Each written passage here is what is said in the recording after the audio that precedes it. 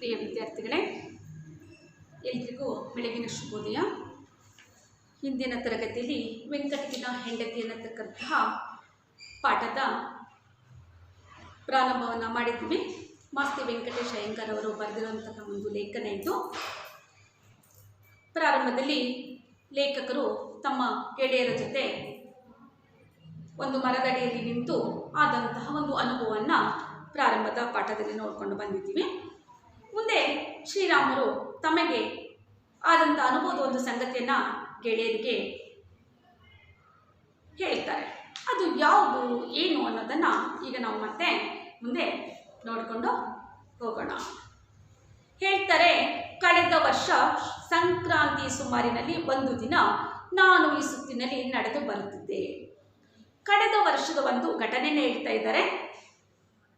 ಸಂಕ್ರಾಂತಿಯ ಸಮಯ, ಆ ಸಮಯದಲ್ಲಿ ಅವರಲ್ಲಿ ನಡ್ಕೊಂಡು ಬರ್ತಾ ಇದ್ರು.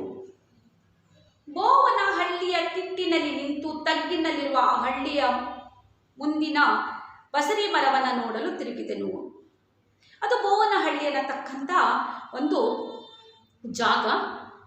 ಆ ಒಂದು ತಗ್ಗಿನಲ್ಲಿ, ಆ ಹಳ್ಳಿಯಲ್ಲಿ, ತಗ್ಗಿನ ಪ್ರದೇಶದಲ್ಲಿ, ಆ ಹಳ್ಳಿಯ ಮುಂದೆ ಹಳ್ಳಿಯಲ್ಲಿ ಬಸರಿ ಮರವನ್ನು ನೋಡಲು ತಿರುಗ್ತಾರೆ. ಅಂದರೆ ಏನಾಯಿತು, ಕಳೆದ ವರ್ಷ ಸಂಕ್ರಾಂತಿಯ ಒಂದು ಹಬ್ಬದ ಸಮಯ, ಶ್ರೀರಾಮ ಈ ಒಂದು ಜಾಗದಿಂದ ನಡ್ಕೊಂಡು ಬರ್ತಾ ಇತ್ತು. ಅದು ಬೋವನಹಳ್ಳಿ. ಆ ಹಳ್ಳಿಯ ತಗ್ಗಿನಲ್ಲಿರತಕ್ಕಂಥ ಒಂದು ಮುಂದಿನ ಬಸರಿ ಮರ ಅಂತ ಒಂದು ಮರ ಇದೆ, ಅಲ್ಲಿ ನೋಡಲು ತಿರುಗಿದೆ ಅಂತ ಹೇಳ್ತಾರೆ. ಬೋವನಹಳ್ಳಿಯ ದಾರಿ ಅಲ್ಲಿಂದ ಎಡಕ್ಕೆ ಇರುತ್ತದೆ. ಈ ಹಳ್ಳಿಗೆ ಒಂದು ದಾರಿ ಹೋಗುತ್ತೆ, ಅದು ಎಡಬದಿಗೆ ಇರುತ್ತೆ. ಬಲಕ್ಕೆ ಎಂದೋ ಬರಿದಾದ, ಈಗ ಯಾರೂ ಹೆಸರು ಕೇಳದ ಸಣ್ಣದೊಂದು ಹಳ್ಳಿಯ ಹಾಡು. ಹಾಗಾದರೆ ಎಡಕ್ಕೆ ಆ ಬೋವನಹಳ್ಳಿಗೆ ಹೋಗುವಂಥ ಒಂದು ದಾರಿ, ಬಲಕ್ಕೆ ಎಲ್ಲಿ ಹೆಸರೇ ಇಲ್ಲ, ಹಾಗೆ ಯಾರೂ ಕೂಡ ಅಲ್ಲಿ ಹೆಸರು ಇಡದಂಥ ಒಂದು ಸಣ್ಣದೊಂದು ಹಳ್ಳಿ. ಹಾಡು ಎಂಬ ಮಾತು ಮನೆ ಇದ್ದು ಅಳಿದ ಸ್ಥಳ ಎಂಬ ಭಾವಾರ್ಥ ಸಂಪರ್ಕದಿಂದ ಈಗ ಒಂದು ಅಪಶಕುನ ಅಥವಾ ಅಶುಭ ವಾಚಕವಾಗಿದೆ. ಆದರೆ ನಿಜವಾದ ಮನೆ ಇಲ್ಲದಿದ್ದರೂ ಈ ಹಾಡಿನಲ್ಲಿ ಅಳಿದ ಊರಿನ ಅವಲಕ್ಷಣವಿಲ್ಲ. ಹಾಗಾದರೆ ಇದು ಹೇಗೆ? ಕೆಲವೊಂದು ಹಾಡು ಅನ್ನತಕ್ಕಂಥ ಪದವನ್ನು ನಾವು ಯಾವಾಗ ಉಪಯೋಗಿಸ್ತೀವಿ? ಹಿಂದೆ ಏನೋ ಇತ್ತು, ಈಗ ಇಲ್ಲ, ಹಾಡು ಬಿದ್ದಿದೆ ಅಂತ ಹೇಳ್ತೀವಿ. ಆದರೆ ಇಲ್ಲಿ ನಿಜವಾದ ಮನೆ ಇಲ್ಲದೆ ಇದ್ರೂ ಕೂಡ, ಹಿಂದೆ ಯಾವುದೇ ಒಂದು ಇಲ್ಲಿ ಮನೆ ವಸತಿಗಳು ಇಲ್ಲದೆ ಇದ್ದರೂ ಆ ಹಾಡಿನ ಪ್ರದೇಶದಲ್ಲಿ ಊರು ಇತ್ತು, ಈಗ ಅದು ಇಲ್ಲ, ಅವಲಕ್ಷಣಗಳು ಕೂಡ ಇಲ್ಲ ಅನ್ನತಕ್ಕಂಥ ಒಂದು ಹಳ್ಳಿ. ಬಲಗಡೆಯಲ್ಲಿ, ಎಡಗಡೆಯಲ್ಲಿ ಬೋವನಹಳ್ಳಿಯ ಹೋಗುವಂಥ ದಾರಿ. ಕಟ್ಟಡ ಸಡಲಿದ ಒಂದು ಕಲ್ಲು ಕಟ್ಟಿದ ಬಾವಿ ಇದೆ. ಅಲ್ಲಿ ಏನಾಗಿದೆ ಆದರೆ ಒಂದು ಕಲ್ಲು ಕಟ್ಟಿರತಕ್ಕಂಥ ಒಂದು ಬಾವಿ ಇದೆ. ಹತ್ತಿರದಲ್ಲಿ ಪೂರ್ವದಲ್ಲಿ ಮನೆಗಳಿದ್ದ ಸ್ಥಳದಲ್ಲಿ ಅಂದು ಹಾಕಿದ ಮರಗಳಿವೆ. ಅದರ ಬಾವಿಯ ಸಮೀಪ ಹಿಂದೆ ಯಾವುದೋ ಕಾಲಕ್ಕೆ ಮನೆಗಳು ಇತ್ತು ಅನ್ನುವಂಥ ಕಾಲಕ್ಕೆ ಅಲ್ಲಿ ಏನಾಗಿತ್ತು ಅಂತಂದರೆ, ಆ ಸ್ಥಳದಲ್ಲಿ ಯಾರು ಆ ಊರಿನಲ್ಲಿರತಕ್ಕಂಥ ಜನರು ಹಾಕಿದ ಮರಗಳು ಇದೆ. ಹಳ್ಳದ ಓರದ ತಿಟ್ಟಿನಲ್ಲಿ ಒಂದು ಕಡೆ ಒಂದು ಸೇದುವ ಬಾವಿ. ಹಾಗಾಗಿ ಅಲ್ಲಿ ಹಳ್ಳ ಒಂದಿದೆ. ಆ ಹಳ್ಳದ ಒಂದು ಕಡೆಯಲ್ಲಿ ಒಂದು ಕಡೆ ಒಂದು ಸೇದುವ ಬಾವಿ ಇದೆ, ಇನ್ನೊಂದು ಕಡೆ ಅಂದಿನ ದೇವಾಲಯದ ಅವಶೇಷ ಇದೆ. ಹಾಗಾದರೆ ಒಂದು ಹಳ್ಳ ಹರಿತಾ ಇದೆ, ಆ ಹಳ್ಳದ ಕಡೆಯಲ್ಲಿ ಒಂದು ಕಡೆಯಲ್ಲಿ ಸೇದುವ ಬಾವಿ. ಹೀಗೆ ಗಡಗಡೆ ಅಂತ ಹೇಳ್ತಾರೆ, ನೀರನ್ನು ಸೇದುವಂಥ ಬಾವಿ. ಒಂದು ಕಡೆ ಗಡಗಡೆಯಿಂದ ಸೇದುವಂಥ ಬಾವಿ, ಇನ್ನೊಂದು ಕಡೆ ಅಂದಿನ ದೇವಾಲಯದ ಅವಶೇಷ ಇದೆ. ಅಂದರೆ ಅಂದಿನ ಕಾಲದ ಒಂದು ದೇವಾಲಯ ಇತ್ತು, ಈಗ ಆ ದೇವಾಲಯ ಇಲ್ಲ, ಅದರ ಅವಶೇಷಗಳು ಇವೆ. ಹಾಗಾಗಿ ಇಲ್ಲಿ ನಾವು ಹೇಳೋದನ್ನು ತಿಳ್ಕೊಳ್ಳಿ. ಒಂದು ಹಳ್ಳಿ ಬೋವನಹಳ್ಳಿ, ಎಡಕ್ಕೆ ಹೋದರೆ ಆ ಹಳ್ಳಿಗೆ ಹೋಗುವ ದಾರಿ, ಬಲಕ್ಕೆ ಮಾತ್ರ ಯಾರು ಇಲ್ಲದೆ ಇರತಕ್ಕಂಥ ಹಾಳು ಬಿದ್ದಿರುವಂತಹ ಅನ್ನುವಂಥ, ಹಿಂದೆ ಏನು ಇತ್ತು ಇವಾಗ ಇಲ್ಲ ಅನ್ನುವಂಥ ಒಂದು ಕಲ್ಪನೆ ಬರತಕ್ಕಂಥ ಒಂದು ಜಾಗ. ಆದರೆ ಅಲ್ಲಿ ನಿಜವಾಗಿ ಮನೆ ಇಲ್ಲದೆ ಇದ್ದರೂ ಆ ಊರು ಇರತಕ್ಕಂಥ ಒಂದು ಲಕ್ಷಣಗಳು ಕೂಡ ಅಲ್ಲಿ ಇಲ್ಲ. ಹಾಗಾಗಿ ಆದರೆ ಅಲ್ಲಿ ಒಂದು ಕಲ್ಲು ಕಟ್ಟಿದ ಬಾವಿ ಇದೆ. ಹಿಂದೆ ಆ ಬಾವಿ ಹತ್ತಿರ ಯಾರೋ ಜನರು ಇದ್ದಾಗ ನೆಟ್ಟಿರತಕ್ಕಂಥ ಮರಗಳು ಕೂಡ ಇದೆ. ಹಾಗಾಗಿ ಆ ಒಂದು ಹಳ್ಳ ಹರಿತಾ ಇದೆ. ಹಳ್ಳದ ಕಡೆಯಲ್ಲಿ ಒಂದು ಸೇದುವ ಸೇದುವ ಬಾವಿ ಇದೆ, ಇನ್ನೊಂದು ಕಡೆ ಅಂದಿನ ಕಾಲಕ್ಕೆ ಒಂದು ದೇವಾಲಯ ಇತ್ತು, ಈಗ ಇಲ್ಲ, ಅವಶೇಷಗಳಿದೆ. ಹಾಗಾಗಿ ಸೇದುವ ಬಾವಿಗೆ ಹಾಗೂ ಇಳಿಯುವ ಬಾವಿಗೆ ಮಧ್ಯೆ ಹೊಲಗಳ ಮಧ್ಯೆ ಹಾಯ್ದು ದೇವಾಲಯವನ್ನು ಅರ್ಧ ಸುತ್ತಿ ಹಳ್ಳಕ್ಕೆ ಹೋಗಿ ಸೇರುವ ಸಣ್ಣ ಕಾಲುವೆ ಇದೆ. ನೋಡಿ, ಕಲ್ಪನೆ ಮಾಡಿಕೊಳ್ಳಿ. ಒಂದು ಕಡೆಯಲ್ಲಿ ಆ ಒಂದು ಕಲ್ಲು ಕಟ್ಟಿದ ಬಾವಿ, ಇನ್ನೊಂದು ಕಡೆಯಲ್ಲಿ ಸೇದುವ ಬಾವಿ. ಈ ಎರಡೂ ಬಾವಿಗಳ ಮಧ್ಯೆ ಹೊಲಗಳಿದೆ. ಆ ಹೊಲದ ಮಧ್ಯೆ ಹೋಗುವಾಗ ದೇವಾಲಯವನ್ನು, ಅಲ್ಲಿ ದೇವಾಲಯ ಅವಶೇಷ ದೇವಾಲಯ ಇದೆ ಅಂತ ಹೇಳಿದ್ವಲ್ಲ, ಆ ದೇವಾಲಯವನ್ನು ಅರ್ಧ ಸುತ್ತಿ ಅರ್ಧ ಭಾಗದಲ್ಲಿ ಹಳ್ಳಕ್ಕೆ ಹೋಗಿ ಸೇರುವ ಒಂದು ಕಾಲುವೆ ಕೂಡ ಇದೆ. ಬಾವಿ ಹತ್ತಿರ ದೊಡ್ಡದೊಂದು ದೇವ ಕಣಿಗಿಲೆ ಮರ. ಹಾಗಾಗಿ ಬಾವಿ ಹತ್ತಿರ ಒಂದು ದೊಡ್ಡದೊಂದು ದೇವ ಕಣಿಗಿಲೆ ಮರ ಒಂದು ಇದೆ. ಅದರ ಪಕ್ಕದಲ್ಲಿ ದಾರಿಗಳಿಗಾಗಿ ನಿಲ್ಲಿಸಿರುವ ಹೊರೆ ಇಳಿಸುವ ಕಲ್ಲು ಇಟ್ಕೊಳ್ಳಿ. ಅಲ್ಲಿ ದೇವ ಕಣಿಗಿಲೆ ಮರ ಒಂದಿದೆ, ಅದರ ಪಕ್ಕದಲ್ಲಿ ಒಂದು ದೊಡ್ಡ ಕಲ್ಲಿದೆ. ಆ ಕಲ್ಲು ಯಾವುದಕ್ಕಾಗಿತ್ತು? ದಾರಿಯಲ್ಲಿ ಹೋಗುವಂಥ, ದಾರಿಯಲ್ಲಿ ತಿರುಗುವಂಥ ಹೊರೆ ಇಳಿಸುವ ಕಲ್ಲು. ಹೊರೆ ಅಂದ ತಕ್ಷಣ ನಮಗೆ ಯಾವುದ್ರ ಹೊರೆ? ಮೊದಲು ಕಟ್ಟಿಗೆಯನ್ನು ಮಾರೋದಕ್ಕೆ ಕಟ್ಟಿಗೆಯ ಹೊರೆಯನ್ನು ಕಟ್ಟಿ ತಲೆ ಮೇಲೆ ಇಟ್ಕೊಂಡು ಬರ್ತಾ ಇದ್ರು. ದೂರದಿಂದ ಪ್ರಯಾಣ ಮಾಡಿ ಆಯಾಸ ಆದಾಗ ಅದನ್ನು ಇಳಿಸಿ ಸ್ವಲ್ಪ ವಿಶ್ರಾಂತಿ ಪಡೆದು ಮುಂದಕ್ಕೆ ಹೋಗುವಂಥ ಒಂದು ವ್ಯವಸ್ಥೆಗಾಗಿ ಆ ಕಲ್ಲು ಇಲ್ಲಿ ಇಟ್ಟಿದ್ರು. ಆ ಕಲ್ಲನ್ನು ಏನು ಮಾಡ್ತಾ ಇದ್ರು? ಆ ಹೊರೆಯನ್ನು ತಂದು ಕಲ್ಲಿಗೆ ಅದನ್ನು ಚಾಚಿ ಇಟ್ಟು ಸ್ವಲ್ಪ ವಿಶ್ರಾಂತಿ ಪಡೆದು ಮುಂದೆ ದಾರಿಗಾಗಿ ಅವರು ಹೋಗ್ತಾ ಇದ್ರು. ಹಾಗಾಗಿ ಹೊರೆ ಇಳಿಸುವ ಕಲ್ಲು ಅಂತ ಅದನ್ನು ಕರೆಯುವಂಥದ್ದು. ದೇವ ಕಣಿಗಿಲೆ ಮರ ಇದೆ, ಅದರ ಪಕ್ಕದಲ್ಲಿ ಅಲ್ಲಿ ಹೊರೆ ಇಳಿಸುವ ಕಲ್ಲು. ಆ ತಿಟ್ಟಿನಿಂದ ನೋಡಿದರೆ ತುಂಬಿ ಬಾಳುತ್ತಿರುವ ಬೋವನಹಳ್ಳಿ ಒಂದತ್ತ ಬಾಳು ಮುಗಿದಿದ್ದರೂ ನಗುತ್ತಲೇ ಕಾಣುವ ಈ ಹಳೆ ಇವರು ಹಾಳು ಇನ್ನೊಂದತ್ತ ಕಂಡು ಮನಸ್ಸಿಗೆ ಹರ್ಷವನ್ನು ನೀಡುತ್ತೆ. ಹಾಗಾಗಿ ಅಲ್ಲಿ ನಾವು ನೋಡುವಾಗ ಒಂದು ಬೋವನಹಳ್ಳಿ ಒಂದು ಕಾಲದಲ್ಲಿ ಇದು ಬಾಳುತ್ತಾ ಇತ್ತು, ಅಲ್ಲಿ ಜನವಸತಿ ಇತ್ತು. ಈಗ ಯಾವುದೇ ಜನವಸತಿ ಕಾಣದೇ ಇದ್ರು, ತನ್ನ ಬಾಳನ್ನು ಮುಗಿಸಿದ್ರು, ಇದು ನಗುತ್ತಲೇ ಇದೆ ಅಂತ ಹೇಳುವಂಥದ್ದು. ಅದನ್ನು ಕಂಡಾಗ ಮನಸ್ಸಿಗೆ ಎಲ್ಲೋ ಹರ್ಷ ಉಂಟಾಗತ್ತೆ. ಆ ಒಂದು ಪರಿಸರ. ಆ ದಿನ ಏನಾಗತ್ತೆ, ಶ್ರೀರಾಮ ತಾನು ನಿಟ್ಟಿನಲ್ಲಿ ನಿಂತು ನೋಡಿದಾಗ ಹಳೆಯೂರ ಬೋವನಹಳ್ಳಿಗೂ ಹೆಚ್ಚಿನ ಒಂದು ಕಡೆಯಿಂದ ನಕ್ಕಿತ್ತು. ಪ್ರತಿದಿನ ಇವರು ನೋಡೋದಕ್ಕಿಂತಲೂ, ಪ್ರತಿ ಸಲ ಹಿಂದೆ ನೋಡೋದಕ್ಕಿಂತಲೂ ಆ ಬೋವನಹಳ್ಳಿ ತುಂಬ ಕಳೆಯುಳ್ಳದಾಗಿ, ತುಂಬ ಚಂದವಾಗಿ ನಕ್ಕಂತೆ ಭಾಸವಾಗತ್ತೆ. ಕಳೆಯಿಂದ ಕೂಡಿದ ಹಾಗೆ ಆ ಹಳ್ಳಿ ಶ್ರೀರಾಮನಿಗೆ ಗೋಚರವಾಗತ್ತೆ. ಇದು ಏಕೆ ಎಂದು ನಾನು ನೋಡಿದೆ. ಯಾಕೆ ಇವತ್ತು ನನಗೆ ಈ ಒಂದು ಬೋವನಹಳ್ಳಿ ಇಷ್ಟು ಸುಂದರವಾಗಿ ಕಾಣ್ತಾ ಇದೆ ಅಂತ ಅವರು ಅಂದ್ಕೊಳ್ತಾ ಇದ್ರು. ದೇವ ಕಣಗಿಲೆ ಮರದ ತುಂಬಿದ ಎಲೆಯ ಮಧ್ಯೆ ಕೊಂಬೆಯಲ್ಲಿ ಬೆಳ್ಳನೆಯ ಓದಿದಿತ್ತು. ನಾನು ಆ ದಾರಿಯಲ್ಲಿ ನಡೆದು 3 ದಿನ ಆಗಿತ್ತು. ಹಾಗಾಗಿ 3 ದಿನ ಹಿಂದೆ ಬಂದು ನೋಡೋದಕ್ಕಿಂತಲೂ ಇವತ್ತು ತುಂಬ ಆಕರ್ಷಕವಾಗಿ ಕಾಣ್ತಾ ಇದೆ. ದೇವ ಕಣಗಿಲೆ ಮರದ ತುಂಬಿದ ಎಲೆ, ತುಂಬ ಎಲೆಯಿಂದ ತುಂಬಿದಂತಹ ಮರ ಮನಸ್ಸನ್ನು ನೋಡಿದಾಗ ಇವರಿಗೆ ಅದನ್ನು ನೋಡಿದಾಗ ಮುದ ಕೊಡ್ತಾ ಇತ್ತು. ಮನಸ್ಸಿಗೆ ತುಂಬ ಹರ್ಷ ಆಗ್ತಾ ಇತ್ತು. ಆ ದಾರಿಯಲ್ಲಿ ನಡೆದು ಇವರು 3 ದಿನ ಆಗಿತ್ತು. ಆ 3 ದಿನದ ಹಿಂದೆ ಈ ಸಂಭ್ರಮ ಕಂಡಿರಲಿಲ್ಲ. ಮಧ್ಯೆ ಒದಗಿದ ಪುಷ್ಪಹಾಸದಿಂದ ಹಳೆ ಊರ ಹಾಡಿಗೆ ಹೊಸ ಬೆಳಕು ಬಂದಿದೆ. ಹಾಗಾದರೆ ಈ ದೇವ ಕಣಗಿಲೆ ಮರದ ತುಂಬ ಎಲೆ, ಮಧ್ಯದಲ್ಲಿ ಪುಷ್ಪಗಳು, ಬೆಳ್ಳನೆ ಅರಳಿದಂಥ ಪುಷ್ಪಗಳು, ಇದೆಲ್ಲವುಗಳು ನೋಡಿದಾಗ ಆ ಶ್ರೀರಾಮನಿಗೆ ಮನಸ್ಸು ತುಂಬ ಮುದಗೊಳ್ಳುತ್ತೆ, ಖುಷಿಯಾಗತ್ತೆ. 3 ದಿನದ ಹಿಂದೆ ಇದೇ ಒಂದು ಗಿಡವನ್ನು ನೋಡಿದ್ರು, ಇದೇ ಒಂದು ಜಾಗಕ್ಕೆ ಬಂದಿದ್ರು ಅವರು. ಆದರೆ ಅವರಿಗೆ ಆ ಒಂದು ಹರ್ಷ ಸಿಕ್ಕಿರಲಿಲ್ಲ. ಇವತ್ತು ಮಾತ್ರ ತುಂಬ ಸುಂದರವಾಗಿ ಕಾಣ್ತಾ ಇತ್ತು ಆ ಎಲ್ಲ ಪ್ರದೇಶ. ಯಾಕೆ ಅಂತ ಇವರು ತಮ್ಮ ಮನಸ್ಸಿನಲ್ಲಿ ಅಂದುಕೊಳ್ತಾ ಇದ್ರು. ಹಾಗೆ ಯಾಕೆ ಈ ಪುಷ್ಪಹಾಸದಿಂದ ಈ ಹಳೆ ಊರಿಗೆ ಒಂದು ಹೊಸ ಕಳೆ ಬಂದಿದೆ.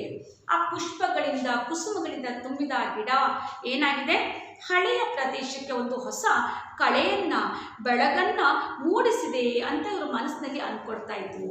ಈಗ ಶ್ರೀರಾಮ, ನಾನು ಈ ಒಂದು ತರಗತಿ ಪ್ರಾರಂಭದಲ್ಲಿ ನೋಡಿದ್ದೀವಿ, ಶ್ರೀರಾಮ ತಮ್ಮ ಅನುಭವದ ಒಂದು ಘಟನೆ ಹೇಳ್ತಾರೆ ಲೇಖಕರಿಗೆ ಮತ್ತು ಗೆಳೆಯರಿಗೆ ಅಂತ ನಾವು ನೋಡುವಂಥದ್ದು.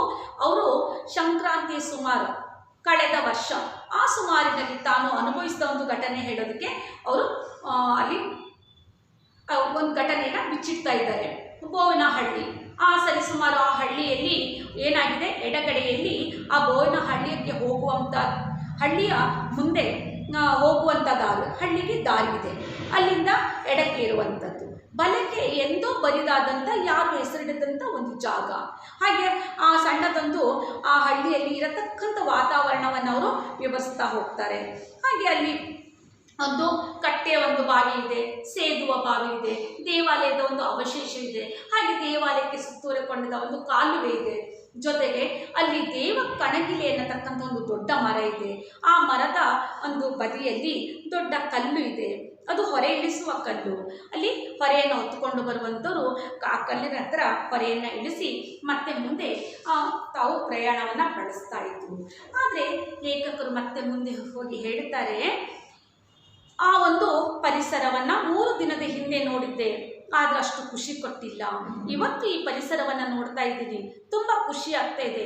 ಆ ದೇವಕಣಗಿಲೆ ಗಿಡ ತುಂಬಿದ ಎಲೆಗಳು, ಆ ಮಧ್ಯದಲ್ಲಿ ಅರಳಿದ ಹೂಗಳು, ಇದೆಲ್ಲವುಗಳು ಮನಸ್ಸಿಗೆ ಮುದವನ್ನು ನೀಡ್ತಾ ಇದೆ. ಹಳೆಯ ಊರಿಗೆ ಹೊಸ ಒಂದು ಬೆಳಕು ಬಂದಂತಿದೆ ಅನ್ನತಕ್ಕಂಥ ಮಾತನ್ನು ಹೇಳ್ತಾರೆ. ಹೀಗೆ ಮೊನ್ನೆ ಏನೂ ತಿಳಿಯದಂತೆ ಇದ್ದ ಮರ ಇಂದು ಇಷ್ಟು ಭಿನ್ನಾಣ ಮಾಡಿದೆಯಲ್ಲ ಎಂದು ಇವರು ಯೋಚಿಸ್ತಾರೆ.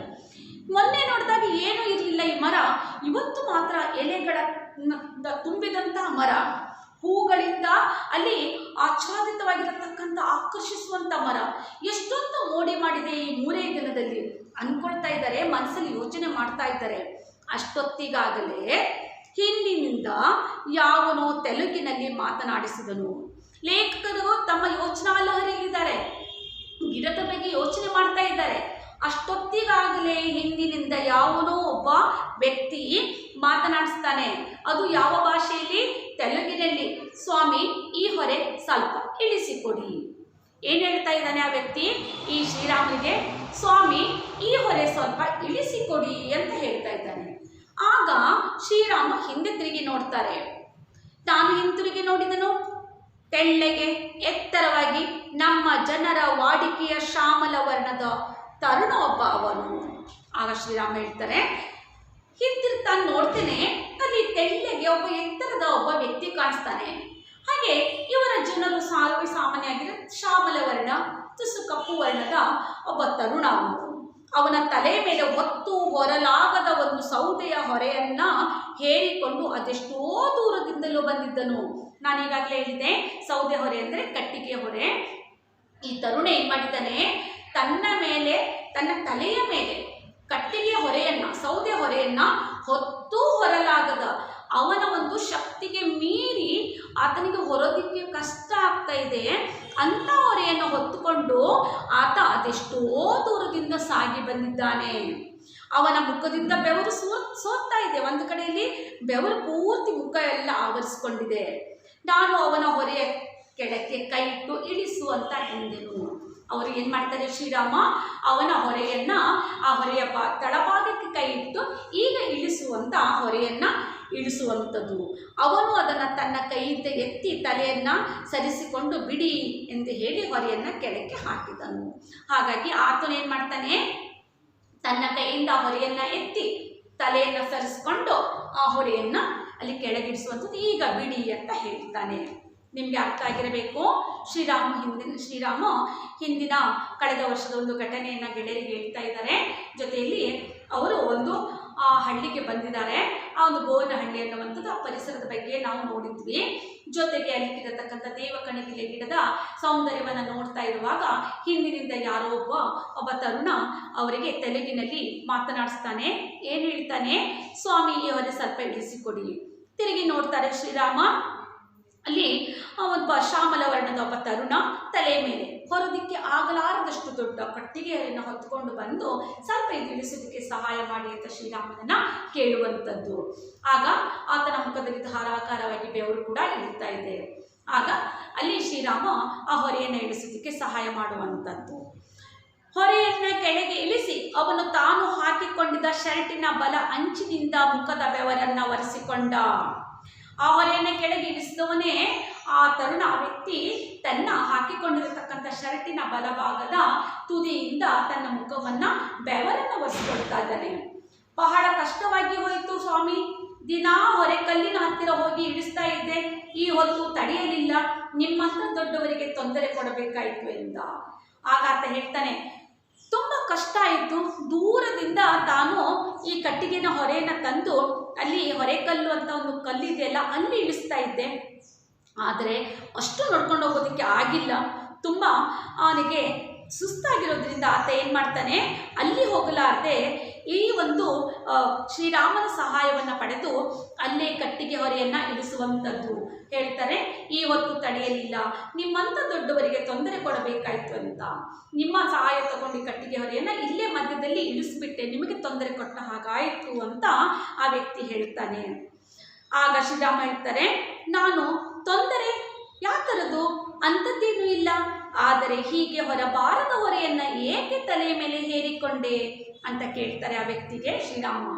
ತೊಂದರೆ ಏನೂ ಇಲ್ಲ, ಅಂಥದ್ದೇನೂ ಇಲ್ಲ, ಆದರೆ ಹೀಗೆ ಹೊರಬಾರದ ಹೊರೆಯನ್ನು ಶಕ್ತಿಗೆ ಮೀರಿ ಸಾಮರ್ಥ್ಯ ಮೀರಿ ಹೊರೆಯನ್ನು ಹೊತ್ಕೊಂಡೋಗಿದೆಯಲ್ಲ, ಯಾಕೆ ಇಷ್ಟೊಂದು ಹೊರೆಯನ್ನು ತಲೆ ಮೇಲೆ ಹೇರ್ಕೊಂಡೆ ಅಂತ ಅಲ್ಲಿ ಶ್ರೀರಾಮ ಆ ವ್ಯಕ್ತಿಯನ್ನು ಕೇಳುವಂಥದ್ದು. ಆಗ ವ್ಯಕ್ತಿ ಹೇಳ್ತಾನೆ, ಅಯ್ಯೋ ಸ್ವಾಮಿ, ಮನುಷ್ಯರಿಗೆ ಆತುರ ಇದೆಯಲ್ಲ, 4 ಕಟ್ಟಿಗೆ ಹೆಚ್ಚಾಗಿದ್ದರೆ ಮೊದಲ ಬೀದಿಲೆ ಖರ್ಚಾಗುತ್ತೆ, 3 ಕಾಸು ಹೆಚ್ಚಾಗಿ ಬರುತ್ತೆ. ಹಾಗಾದರೆ ಮನುಷ್ಯನಿಗೆ ಈ ಹೊರೆಯನ್ನು ಹೊತ್ಕೊಂಡು ಬಂದಾಗ ಬೇಗ ಈ ಕಟ್ಟಿಗೆ ಯಾರಾದರೂ ಪಡ್ಕೊಂಡು ತನಗೆ ದುಡ್ಡನ್ನು ತೆಗೆದುಕೊಂಡು ಹೋಗುವಂಥ ಆತುರ. ಸ್ವಲ್ಪ ಕಟ್ಟಿಗೆ ಜಾಸ್ತಿ ತಂದರೆ ಏನಾಗುತ್ತೆ, ಬೇಗ ಖರ್ಚಾಗತ್ತೆ, ಹಾಗಾಗಿ ಮತ್ತು ದುಡ್ಡು ಸ್ವಲ್ಪ ಜಾಸ್ತಿ ಸಿಗತ್ತೆ. ಹಾಗಾಗಿ ಸೌದೆ ಕೊಳ್ಳುವಂಥ ನಿಮ್ಮಂಥವರಿಗೆ ಬೇಕು ಅನ್ನಿಸೋ ಹೊರೆಯನ್ನು ತರಬೇಕು, ಬೇಗನೆ ಕೈಗೆ ಕಾಸು ತಗೊಳ್ಬೇಕು ಅಂತ ಹೇಳ್ತಾನೆ. ಹಾಗಾಗಿ ಕಟ್ಟಿಗೆ ಹೊರೆಯನ್ನು ನೋಡಿ ತಗೊಳ್ಳೋರು ಏನು ಮಾಡ್ತಾರೆ, ಕಡಿಮೆ ಇದ್ದುದನ್ನು ತಗೊಳ್ಳಲ್ಲ, ಜಾಸ್ತಿ ಇದ್ದುದನ್ನು ನೋಡಿ ತಗೊಳ್ತಾರೆ. ಹಾಗಾಗಿ ಅದು ಬೇಗ ಖಾಲಿ ಆಗಬೇಕು, ದುಡ್ಡು ಸ್ವಲ್ಪ ಜಾಸ್ತಿ ಕೈಗೆ ಸಿಗುವಂತಾಗಬೇಕು. ನಿಮ್ಮಂಥ ಜನರಿಗೆ ನೋಡಿದ ತಕ್ಷಣ ತಗೊಳ್ಬೇಕು ಅನಿಸ್ಬೇಕು ಅಂತಹ ಕಟ್ಟಿಗೆಯನ್ನು ತರೋದಕ್ಕೆ ನಾನು ಪ್ರಯತ್ನ ಪಟ್ಟಿದ್ದಕ್ಕೆ ಇಷ್ಟು ಹೊರೆ ಭಾರವಾಯಿತು. ನಾನು ದಾರಿಯ ಪಕ್ಕದ ಒಂದು ಕಲ್ಲಿನ ಮೇಲೆ ಕುಳಿತು ಅವನನ್ನು ಕುಳಿತುಕೊಳ್ಳ ಹೇಳಿ, ಹಾಗಾಗಿ ಅಲ್ಲಿ ಒಂದು ಕಲ್ಲಿತ್ತು, ಅಲ್ಲಿ ಶ್ರೀರಾಮ ಕೂಡ ಕೂತ್ಕೊಳ್ತಾರೆ.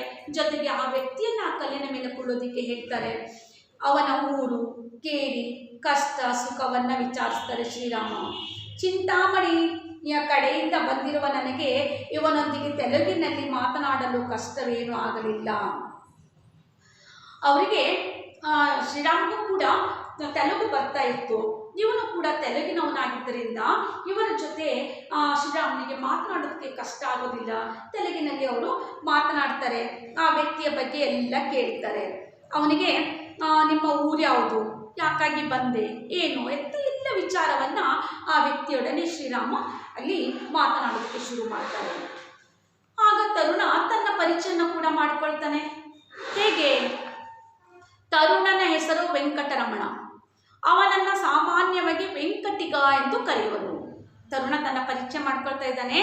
ತನ್ನ ಹೆಸರು ವೆಂಕಟರಮಣ, ಸಾಮಾನ್ಯವಾಗಿ ವೆಂಕಟಿಗ ಅಂತ ಅವನನ್ನು ಕರೆಯುವಂಥದ್ದು. ವೆಂಕಟರಮಣ ಎನ್ನುವುದು ಸ್ವಲ್ಪ ಉದ್ದ ಅಲ್ಲದೆ ಬಹು ಮರ್ಯಾದೆಯ ಹೆಸರು. ಇವನಂಥವರ ವಿಷಯಕ್ಕೆ ಅದು ವೆಂಕಟಿಗ ಆಗುತ್ತದೆ. ಹಾಗಾಗಿ ವೆಂಕಟರಮಣ ಅಂತ ಕರೆಯುವಂಥದ್ದು ದೊಡ್ಡದಾದ ಹೆಸರು, ಆದ್ದರಿಂದ ಅದನ್ನು ಸ್ವಲ್ಪ ತುಸು ಸಣ್ಣದಾಗಿ ಕರೆಯೋದಕ್ಕೆ ವೆಂಕಟಿಗ ಅಂತ ಇಲ್ಲಿ ಕರೆಯುವಂಥದ್ದು.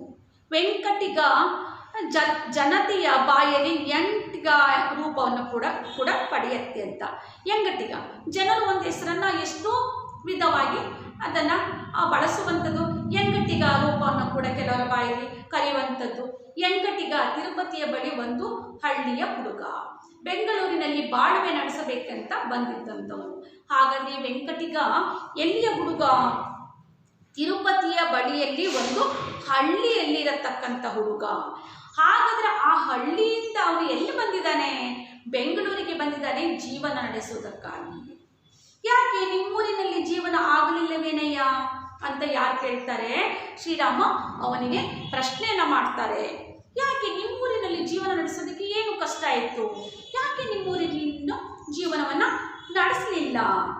ಆಗ ವೆಂಕಟಿಗ ಹೇಳ್ತಾನೆ, ಆಗುತ್ತಿತ್ತು ದೇವರೇ, ಏನೂ ಇಲ್ಲದೆ ಇದ್ದರೂ ಬೆಟ್ಟಕ್ಕೆ ಸಾಮಾನು ಹೊತ್ತು ಡೋಲಿ ಹೊತ್ತು ಜೀವನ ಸಂಪಾದಿಸಬಹುದು, ಅದಕ್ಕೇನು ಕಷ್ಟ ಇಲ್ಲ. ಆಗುತ್ತಿತ್ತು ದೇವರೇ ಇವನನ್ನು ಸಂಬೋಧಿಸಿ ಕರೆಯುವಂಥದ್ದು ವೆಂಕಟಿಗ.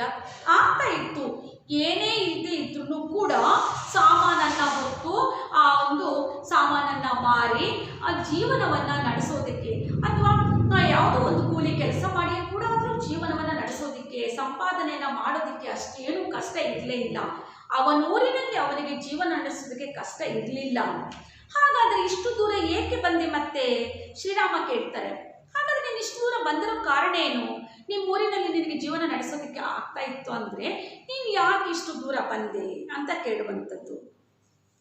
ಏನೋ ಬೇಸರ ಆಯಿತು ಸ್ವಾಮಿ, ಕೊಂಚ ದಿನ ಊರಿಂದ ದೂರ ಇರೋದು ಒಳ್ಳೆಯದು ಅಂತ ಇತ್ತಲಾಗಿ ಬಂದುಬಿಟ್ಟೆ. ಯಾಕೋ ಮನಸ್ಸಿಗೆ ಬೇಜಾರಾಯಿತು. ಸ್ವಲ್ಪ ದಿವಸ ತನ್ನ ಊರಿನಿಂದ ದೂರ ಇರಬೇಕು ಅನ್ನುವಂತಹ ಮನಸ್ಸು ಬಂತು.